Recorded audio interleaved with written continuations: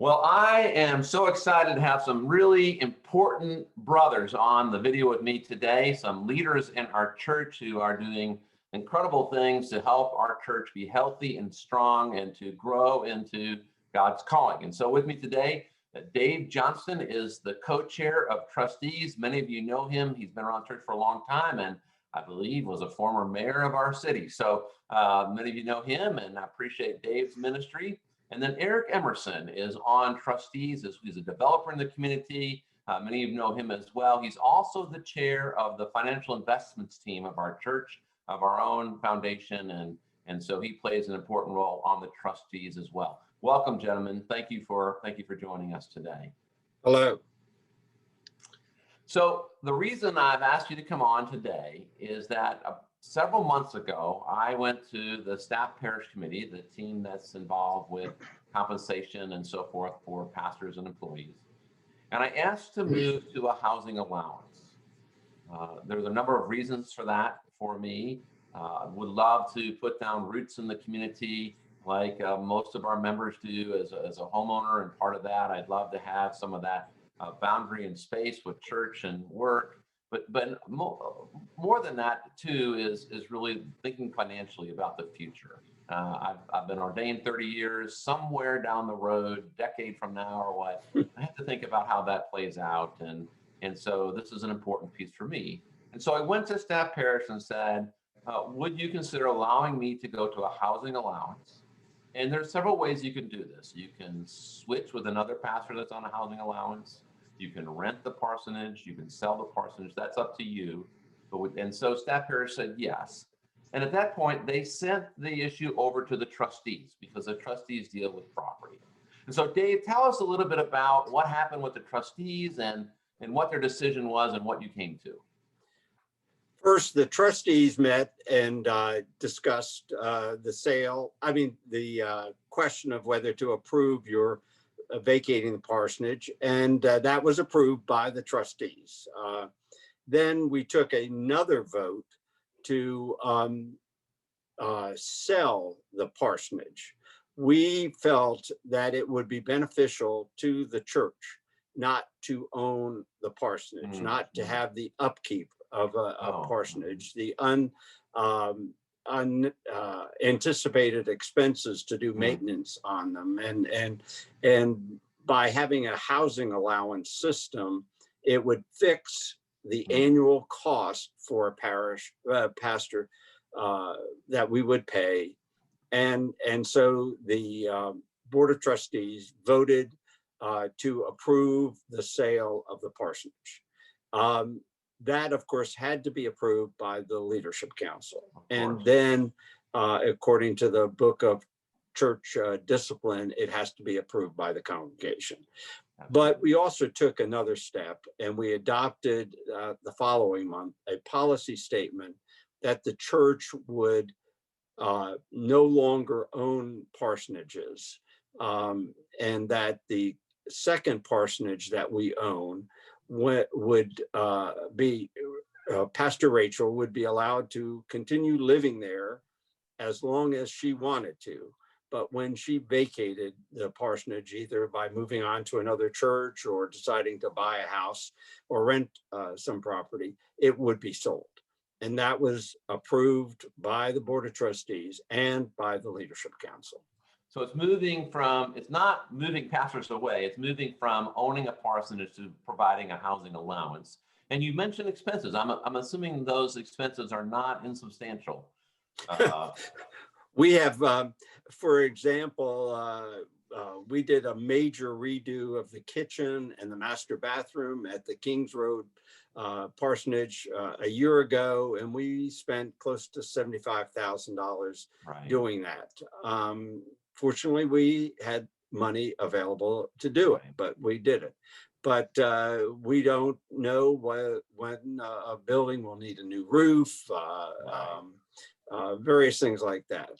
So it allows us with the housing allowance to fix the amount that we would pay. Also, once we sell a parsonage, that money has to be put in the foundation and reserved for the income to be used to offset the cost of the housing allowance. Right, right. And I think there's some budgetary impact.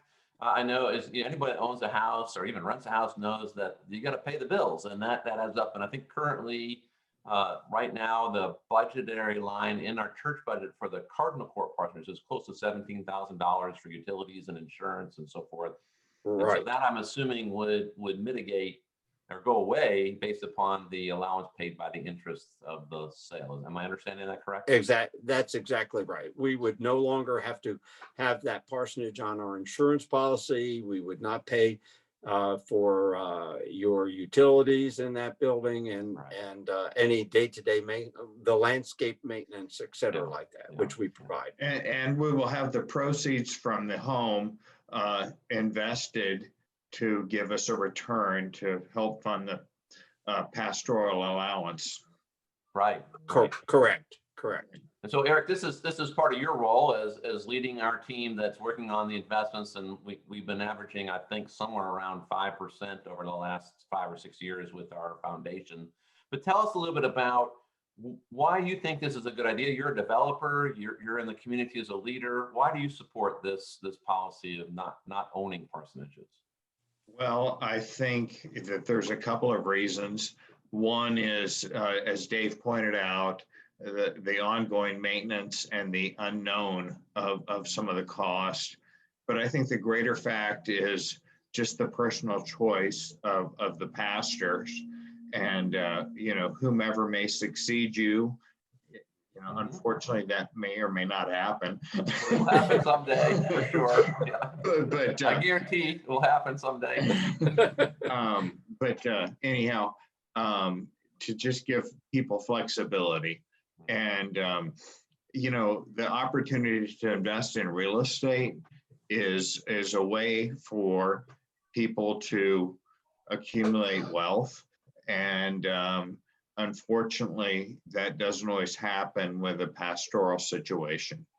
And I think that's important to people as well.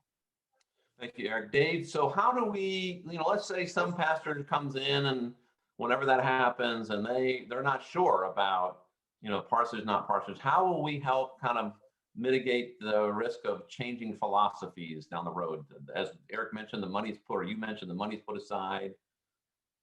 Right. And we are in a financial position as a church to be able to help a pastor if we needed to put a down payment on a property and if that were necessary. But or they might want to rent a property. But the best thing for a pastor is that they can choose where they want to live, in a house or an apartment that they want to live in, and have their children, if they have young children, go to schools that they want them to go to. Yeah. The church has been so gracious to us, and this parsonage has been beautiful, and we love the neighborhood. There is something about being in a house when you have to ask others to do even little things that you want to do, because it's their piece of property. This is the church's property, and we want to honor that. And anything comes up, if there's a repair, we've got to call and work through that process. So I appreciate that sensitivity. This church has been really great about respecting privacy, but it's just part of the process. So Eric, as Dave mentioned, the church has to vote to approve this. Any type of sale has to be approved by the church body. There's going to be a church conference on the 21st, a week from Sunday at 12:30. There'll be a Zoom meeting. A church conference means that all members have a vote. It'll be led by our district superintendent, and there'll be a Zoom vote. It'll be a public vote on that matter. If they vote yes, Eric, what will be the process, or how we go about the sale of Cardinal Court? So I think the agreed process by the trustees is to solicit an RFP from Winter Park Realtors that are best qualified to secure the highest value for the property, and do it as expeditiously as possible. And that's our planned strategy. Thank you. Yeah, it's interesting. before I moved to Winter Park, the last two appointments I was in, 20 years, 8 years in one, 12 years in one place, 8 years in another, we had our own home. And so we moved here and moved back into a parsonage after 20 years. And so we kept one of those homes, and several years ago rolled it over in a 1031 to a home in Maitland up by the Domrick area, the Domrick Elementary School. And we would love to move into that home in that neighborhood and continue to be a part of that. We thought for a while when we first moved here with that we had to rent because we didn't know there was a parsonage. So it's just an interesting place, but it certainly would be a joy for us to be able to pursue that. And I thank both of you for your understanding of that and understanding of not just the pastor's need, but also the benefit to the church. So, Dave, you have family in the church, you and your beautiful wife, Sally, and you have kids and grandkids in the church. Tell us who they are. And I think yes, James, our son James, and his wife Mary Beth are members of the church, and we have 3 grandchildren who live in Winter Park. And the oldest is a second-year student at Duke, so he's carrying on the family tradition there. So we're a little partial to Duke, blessed. I think I've heard you mention Duke occasionally in passing. So that's wonderful. I know you're proud of all your grandkids, and so that's really fun. Eric, today I learned that you're doing something very special for the church. You and your mother are working on a special project. Tell us about that. We are working on enhancing the columbarial area of the church, which is looking really good. Yeah. And we want to make that a special place for those that are interring there. And I should also say I went to Winter Park High School. Did you? All right. How about that? And your mom, she's a master gardener, right? Yeah. What's that? So your mom's a master gardener, I think? She's a master gardener, yeah. Oh, that's fantastic. And so she's taken great passion in the project. So a passion project. We all like those. So. Well, gentlemen, I'm so grateful for your leadership in our church, not just in this matter, which is obviously of interest to all of our members. And I appreciate your leadership in protecting the church's interest and helping hold out that structure that kind of makes sure everything is above board. I know you'll be available for people if they have questions, but thank you also for your greater leadership as the trustees. You are the officers according to discipline of the church. You are the officers of the incorporation, and you take that job very seriously and put in many hours. And so I'm very grateful for you and for your friendship. And I just pray the God's blessing on you, and I will see you at church. Right. All right. Thank you, gentlemen. Good Thank evening. you.